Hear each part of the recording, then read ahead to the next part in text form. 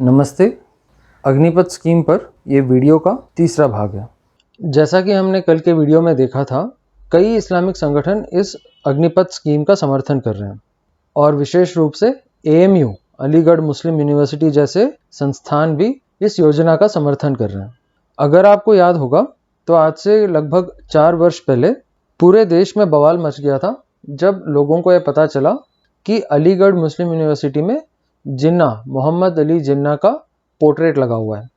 आपको ये पता होगा कि 1947 में, सन 47 में जब भारत का विभाजन हुआ था तो मोहम्मद अली जिन्ना ने और उसके मुस्लिम लीग ने एक बड़ी भूमिका निभाई थी। इतना ही नहीं बल्कि 1946 में 1946 में जिन्ना ने डायरेक्ट एक्शन डे का ऐलान किया था, जिसके चलते पूरे देश भर में हजारों निर्दोष हिंदुओं को मारा गया। तो एक ऐसे व्यक्ति का पोर्ट्रेट अलीगढ़ मुस्लिम यूनिवर्सिटी में लगाया हुआ है जिसने हजारों हिंदुओं को मारने का ऐलान किया था। लेकिन जब इस बात को लेकर के देश भर में बवाल मचा, उसके बाद AMU के जो छात्र हैं उन्होंने कह दिया कि जिन्ना का पोर्ट्रेट तो हमारे यूनिवर्सिटी में हम लगाने ही वाले हैं। तो अब हमको ये सोचना पड़ेगा कि जिस यूनिवर्सिटी में हजारों निर्दोष लोगों को मारने वाला, उसकी ट्रीटमेंट होती है एक हीरो की जैसे, तो ऐसे लोग, ऐसे यूनिवर्सिटी अग्निपथ स्कीम का समर्थन क्यों कर रहे हैं? क्या उद्देश्य है उनका इसके पीछे? अभी तक मैंने बताया आपको कि अगर 4 वर्षों बाद जब वो बाहर निकलता है तो उसको अगर कोई नौकरी नहीं मिलेगी तो क्या क्या खतरा हो सकता है। लेकिन इसकी ठीक दूसरी तरफ कुछ लोग कह रहे हैं कि सारे के सारे अग्निवीरों को नौकरी मिल जानी चाहिए, सरकार को इनके लिए रिजर्वेशन दे देनी चाहिए। मेरा मानना है कि अगर ऐसा किया जाएगा तो वो भी एक प्रॉब्लम होगा, क्योंकि अगर जिन 75% अग्निवीरों को निकाला जाएगा 4 साल बाद, अगर उनको ये गारंटी दे दी जाती है कि भाई 4 साल बाद तुझको एक सरकारी नौकरी 100% मिलने वाली है, तो होगा क्या कि वो आर्मी में ज्वाइन होंगे देश के लिए लड़ने के लिए नहीं, बल्कि इस सरकारी नौकरी को पाने के लिए। और क्योंकि उनका लक्ष्य ये होगा कि 4 साल के बाद मैं उस सरकारी नौकरी में जा सकूं, तो उन 4 सालों के लिए उनकी कमिटमेंट बहुत ही कम होगी या ना के बराबर होगी। वे केवल आर्मी को ज्वाइन करेंगे इन सरकारी नौकरियों को पाने के लिए। इसको कहते हैं अंग्रेजी में टिकट पंचिंग।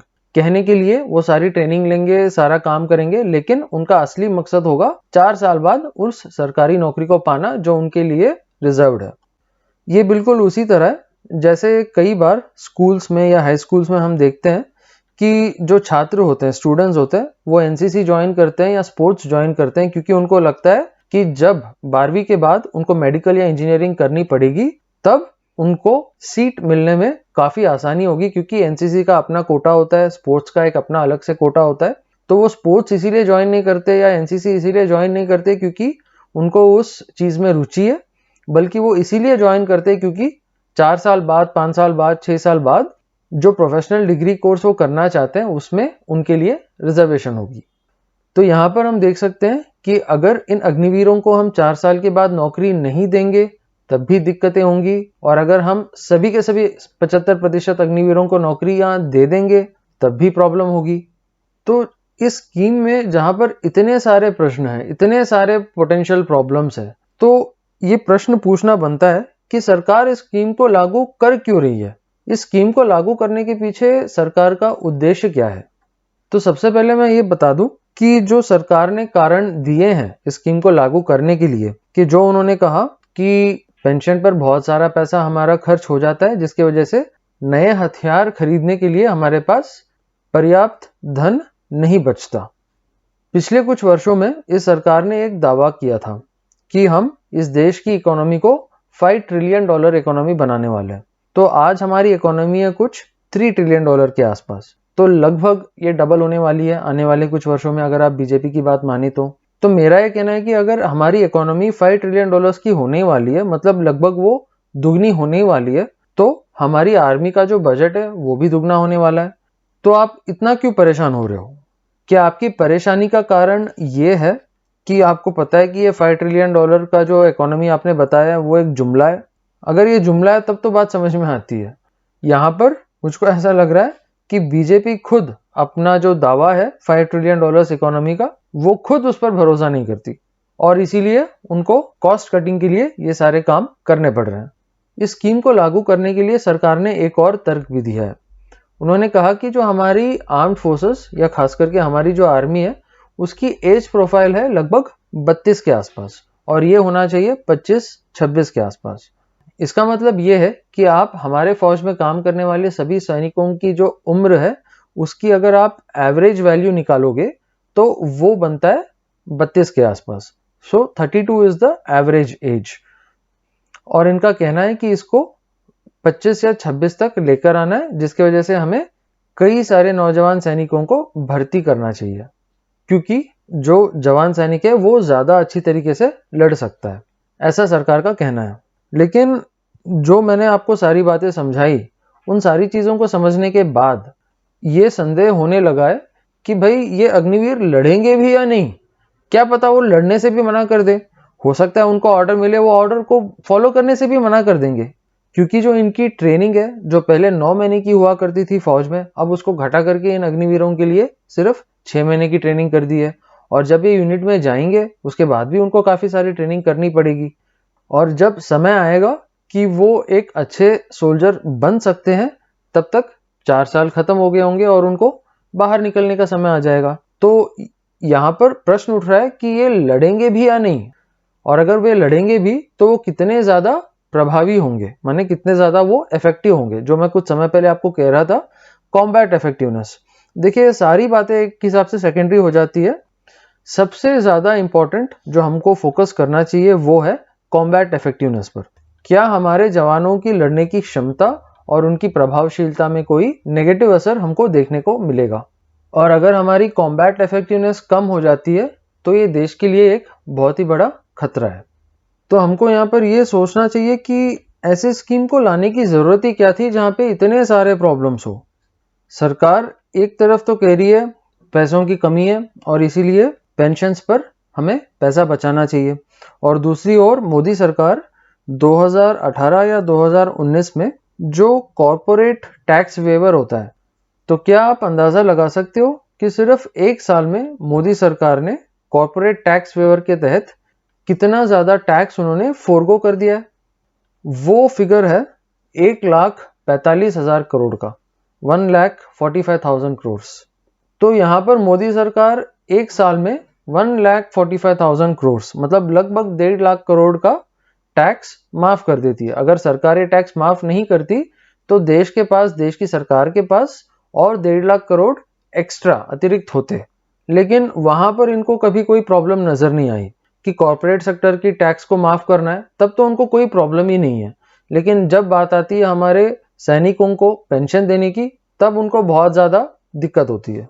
वैसे ये जो तर्क सरकार ने दिया है कि भाई पेंशन पर पैसा बचाना है, तो ये तर्क कल को वो किसी भी डिपार्टमेंट पे लगा सकते हैं। कल को वह कह देंगे कि भाई अग्निवीर जैसा एक स्कीम हमको पुलिस में भी लगाना चाहिए, क्योंकि पुलिस में देखिए इतना ज्यादा हम पेंशन पर पैसा खर्च कर रहे हैं, जिसकी वजह से हम उनको ट्रेनिंग नहीं दे पा रहे ठीक तरीके से और ना ही हथियार दे पा रहे। तो ये अग्निवीर जैसा स्कीम आप पुलिस में भी लेकर आ जाओ। तो ये तो कोई तरीका नहीं हुआ। पैसा बचाना तो अच्छी बात है, लेकिन आपको ये पता होना चाहिए कि कहां पर आपको पैसा बचाना है और कहां पर नहीं बचाना चाहिए। अगर हमें ये लगता है कि हम सिपाहियों को पेंशन ना दे करके पैसे बचा रहे हैं, तो ये हमारी बहुत बड़ी भूल है। पैसे बचाने के लिए हम और कई सारे काम कर सकते हैं, लेकिन आर्मी पर पैसे खर्च करना कम कर देना, ये अपने आप में एक बहुत ही बड़ी गलती है। और अगर सरकार पेंशन पर पैसे बचाना ही चाहती है, तो क्यों नहीं एमपी और एमएलए और जजेस इन सब की पेंशन को ही खत्म कर दिया जाए। आपको पता होगा कि हमारे देश में अगर कोई पॉलिटिशियन एक टर्म के लिए भी एमपी या एमएलए बन जाता है तो वो जिंदगी भर की पेंशन लेता है।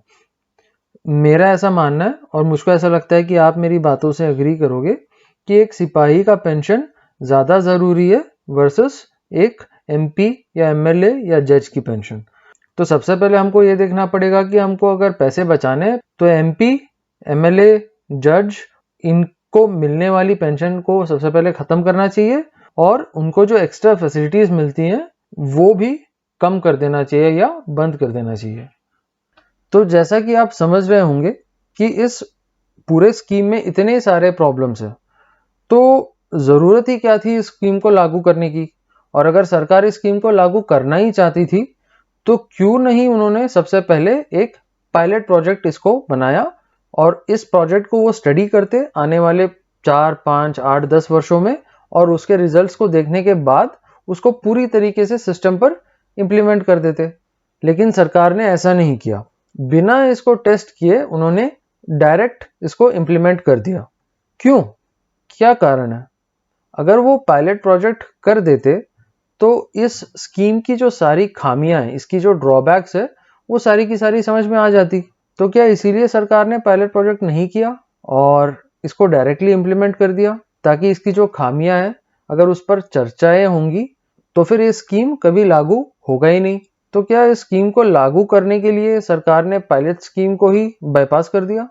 और इस स्कीम को लागू करने से हमारी सेना की जो कॉम्बैट इफेक्टिवनेस है उस पर क्या असर पड़ेगा, ये किसी को नहीं पता। मैं आपको यहाँ पर रिटायर्ड मेजर जनरल अता हसनैन साहब का एक वीडियो दिखाना चाहूँगा। तो आप यहाँ पर ध्यान दीजिए कि अता हसनैन साहब मेजर जनरल होकर के रिटायर हुए। तो ये कोई ऐरा गैरा आदमी नहीं है जिसके बारे में मैं बात कर रहा हूँ। ये भारतीय सेना में मेजर जनरल बनकर रिटायर हुए हैं। But the debatable aspect which many of the veterans are looking at and many of the serving people are looking at is how will it affect your combat effectiveness? That's the most important. The aspect of combat effectiveness. See, the end of the day, the proof of the pudding is combat effectiveness. Leave out everything else. Leave out jobs and leave out this and leave out that. Everything depends on combat effectiveness. Are all these things going to affect the combat effectiveness? The moment that happens, then you got to take serious note. And then the government and the armed forces have to sit together, put their minds to it and see how can that be overcome. तो इस clip में वो खुद कह रहे हैं कि उनको नहीं पता कि इस स्कीम से कॉम्बैट इफेक्टिवनेस पर क्या असर पड़ेगा। अब आप खुद ही सोच सकते हो कि जो मेजर जनरल बनकर के रिटायर हुआ है बंदा, जब उसको खुद नहीं पता कि इस स्कीम से कॉम्बैट इफेक्टिवनेस पर क्या असर पड़ेगा, तो सरकार को या सरकार में बैठे हुए किसी भी ब्यूरोक्रेट को इसकी क्या समझ होगी। किसी को नहीं पता कि इस स्कीम को लागू करने से आने वाले 5 या 10 वर्षों में क्या क्या इसके दुष्परिणाम हो सकते हैं। वैसे मैं यहाँ पर एक बात बता दूं कि जैसे मैंने आपको जो एक्सेल शीट दिखाया था, तो उसमें मैंने ये दिखाया कि पहले 4 वर्षों में तो कुछ ज्यादा कमी नहीं आने वाली हमारे सैनिकों की संख्या में। जो असली प्रॉब्लम शुरू होगी वो होगी 5वें साल से, और 10वें साल तक पहुंचते पहुंचते हमारी आर्मी की जो संख्या है वो काफी कम हो जाएगी।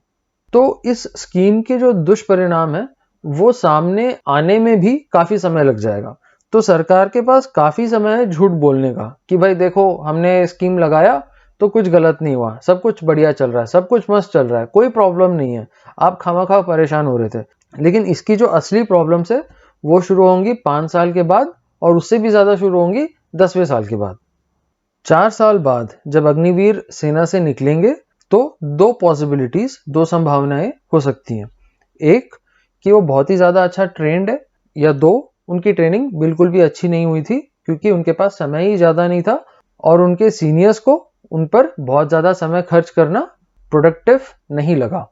मान लीजिए इन 4 वर्षों में उनकी ट्रेनिंग काफी अच्छी तरीके से हुई है और वो 4 वर्ष बाद बाहर आ जाते हैं और नौकरी की तलाश में लग जाते हैं।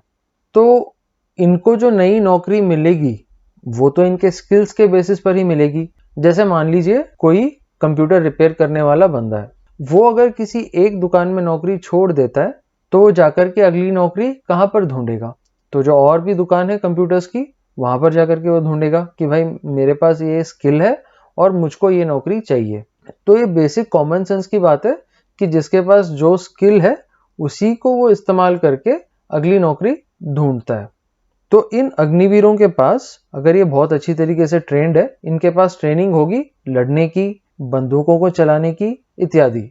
लेकिन सिविलियन सेक्टर में ऐसे सारे जॉब्स मिलना तो ना के बराबर है, क्योंकि आप किसी भी सिविलियन सेक्टर के जॉब के बारे में सोचकर देखो, वहां पर ये सारे स्किल्स किसी भी काम के नहीं है। तो इनको एक ऐसा एम्प्लॉयर ढूंढना पड़ेगा जहां पर उनकी ये सारी स्किल्स यूज हो सकती हैं। यहीं पर बात आती है प्राइवेट मिलिट्री कॉन्ट्रैक्टर्स की। अगर हम इतिहास में देखेंगे तो जितनी भी ये सेनाएं हुई हैं वो होती थी हमेशा एक राजा के अंडर। तो जो स्टेट हुआ करता था उसके पास हमेशा आर्मीज हुआ करती थी, जैसे आज भी होती है। लेकिन पिछले कई वर्षों में या पिछले कई दशकों में एक नई चीज हमको देखने को मिल रही है कि जो मिलिट्री है अब केवल देशों के पास ही नहीं बल्कि बहुत सारे प्राइवेट मिलिट्री कॉन्ट्रैक्टर्स भी आ गए हैं। इसका मतलब ये है कि बहुत सारे प्राइवेट कंपनियों ने अपना ये धंधा ही बना लिया है कि वो सोल्जर्स को हायर करेंगे और उनकी एक प्राइवेट मिलिट्री बना करके रखेंगे, और जब जिस भी देश को दुनिया भर में उनकी सेवाओं की, उनकी सर्विसेज की जरूरत होगी तब वो अपने एम्प्लॉयज को लेकर जाकर वहां पर काम करवाएंगे। तो हमारे जो अग्निवीर 4 साल बाद फौज से निकलेंगे वो इन प्राइवेट मिलिट्री कॉन्ट्रैक्टर्स के लिए एकदम बेस्ट रिक्रूट होंगे, क्योंकि इनकी ट्रेनिंग तो ऑलरेडी फौज में हो चुकी है, तो इनको दोबारा ट्रेन करने की कोई ज्यादा जरूरत नहीं है। और ये जो प्राइवेट कंपनियां हैं इनको डिप्लॉय करेंगी जहां पर भी उनको डिप्लॉय करना है वहां पर, और इसके बदले उस सोल्जर को काफी अच्छी रकम भी वो देते हैं। तो आने वाले समय में हमारे जो अग्निवीर होंगे जो सेना से निकल जाएंगे 4 साल बाद, उनमें से कई सारे इन प्राइवेट मिलिट्री कॉन्ट्रैक्टर्स को या इन प्राइवेट मिलिट्री कंपनीज को ज्वाइन कर सकते हैं। तो हमको ये सोचना पड़ेगा कि इस स्कीम को लागू करने के पीछे क्या एक उद्देश्य इन प्राइवेट मिलिट्री कंपनीज की बिजनेस को बढ़ाना है। ये बात मैं इसीलिए कह रहा हूँ क्योंकि भारत में ऐसे कुछ नेता हैं जैसे सुब्रमण्यम स्वामी, उनका ये कहना है कि भारतीय सेना भारत के बाहर युद्ध करे या वहां पर वो इंटरवीन करे। लेकिन पिछले कई दशकों में ऐसा बिल्कुल भी नहीं हुआ है कि भारत की आर्मी भारत के बाहर जाकर के उन्होंने कुछ काम किया हो, सिवाय सर्जिकल स्ट्राइक के, जो एक बहुत ही लिमिटेड मिशन था, कोई लॉन्ग टर्म मिशन नहीं था। तो क्योंकि भारत की सेना को इस बड़े लेवल पर भारत के बाहर इस्तेमाल नहीं किया गया है, और अगर ऐसा करते हैं तो इसकी जो पॉलिटिकल फॉल आउट होगी वो काफी बड़ी होगी। तो क्या इस समस्या से बचने के लिए सरकार ने एक बीच का रास्ता चुन लिया कि भाई हम 4 साल तक इन अग्निवीरों को ट्रेन करेंगे और इनको डिप्लॉय भी करेंगे, और उसके बाद जब 4 साल पूरे हो जाएंगे ये बाहर निकलेंगे और ये इन प्राइवेट मिलिट्री कॉन्ट्रैक्टर्स को ज्वाइन करेंगे और तब इन्हें डिप्लॉय किया जाएगा कहीं भारत के बाहर। हो सकता है इन अग्निवीरों को अमेरिका इस्तेमाल करे चीन के खिलाफ लड़ने के लिए, या जिस भी युद्ध में अमेरिका उनका इस्तेमाल करना चाहता है वहां पर वो कर सकता है। तो क्या इस स्कीम के लाने के पीछे ये भी एक उद्देश्य था? अगर हमारी सैन्य शक्ति आधी हो जाती है तो हमको ये सोचना पड़ेगा कि कल को अगर युद्ध हो जाए चीन के साथ, और हमको तो पता ही है कि पाकिस्तान चीन का एक तरीके से गुलाम ही है, तो जब चीन एक ओर से हमला करेगा और हम चीन को जवाब दे रहे होंगे तब पाकिस्तान दूसरी ओर से हमला शुरू कर सकता है, जिसको हम कहते हैं अंग्रेजी में 2 फ्रंट वॉर।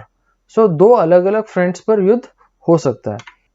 अगर हमारी सैन्य शक्ति आधी हो जाएगी या आधे से भी कम हो जाएगी तो हमें आधुनिक हथियारों पर और भी ज्यादा निर्भर होना पड़ेगा।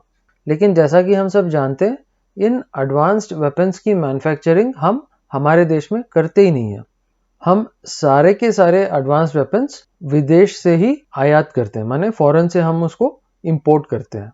तो सेना को कम करने का एक नतीजा ये भी निकलेगा कि क्योंकि हमारे पास कम सैन्य शक्ति है हमको और भी ज्यादा आधुनिक हथियारों पर निर्भर होना पड़ेगा, लेकिन हम क्योंकि उनको मैन्युफैक्चर नहीं करते और विदेश से उसको खरीदते हैं तो हम इन विदेशी वेपन मैन्युफैक्चरिंग कंपनीज पर और भी ज्यादा निर्भर हो जाएंगे, जिसके कारण हमको हमारी फॉरेन पॉलिसी में और हमारी डोमेस्टिक पॉलिसी में भी कई सारे कॉम्प्रोमाइजेस करने पड़ेंगे।